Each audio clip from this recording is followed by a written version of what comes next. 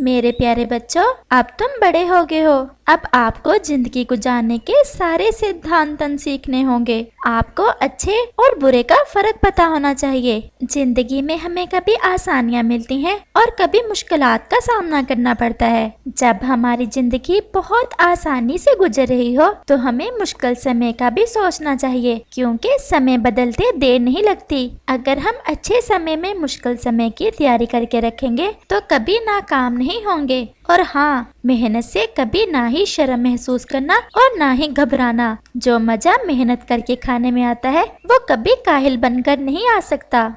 मम्मा, हमने आपको हमेशा सख्त मेहनत करते देखा है। आपने ना तो कभी सख्त सर्दी की परवाह की और ना ही सख्त गर्मी की। हम भी आपके ही बच्चे हैं, हम भी आपकी तरह ही मेहनत करेंगे।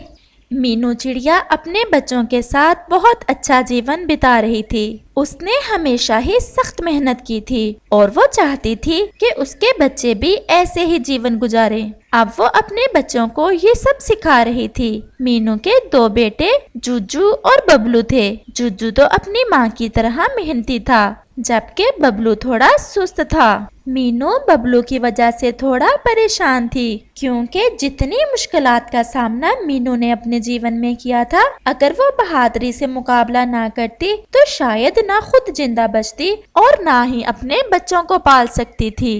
बबलू बेटा, तुम सुबह इतनी देर से उठे थे। जुज्जू तो मेरे साथ ही उठ जाता है। अगर ऐसे ही चलता रहा तो ये तुम्हारी आदत बन जाएगी।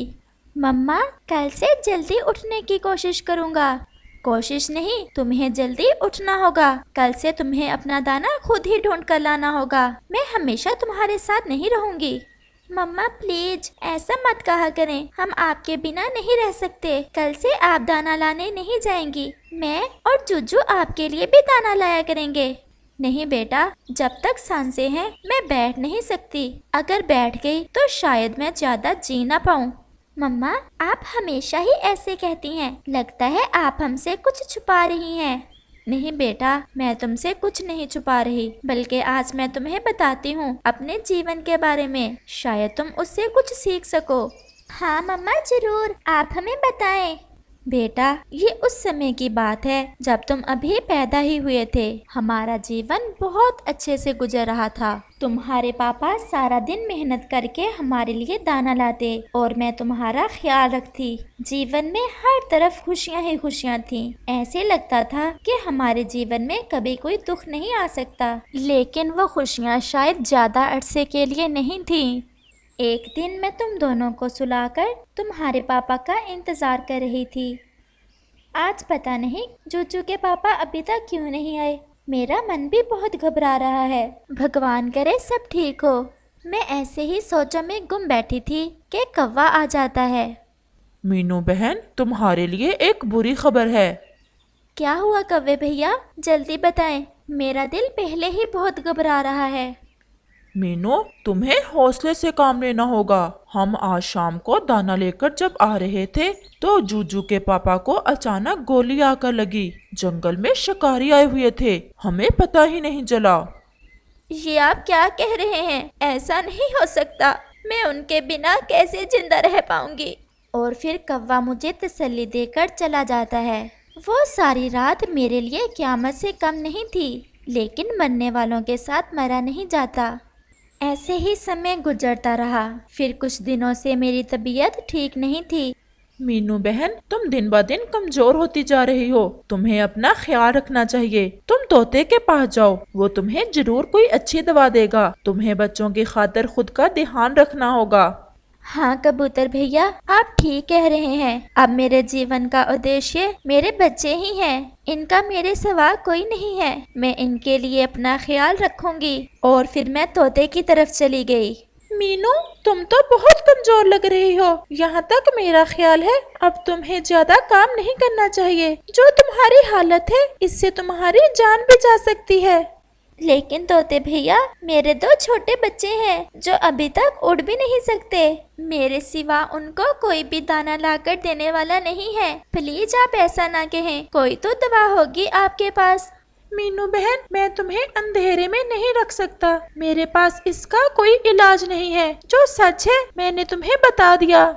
मेरा दिल टूट चुका था। मैं वहाँ से नाराज होकर वापस चली आई और जब मैं घर आई तो तुम दोनों भूख की वजह से रो रहे थे। घर में थोड़ा सा दाना पड़ा था, वो मैंने तुम दोनों को खिलाकर सुला दिया।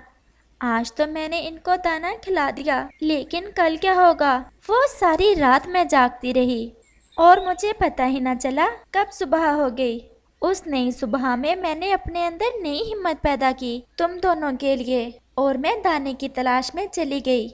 यहाँ तोते ने मुझसे ये कहा था कि ज़्यादा उड़ने से मैं ज़्यादा बीमार होंगी। मैंने अपने आप को चुनौती दी।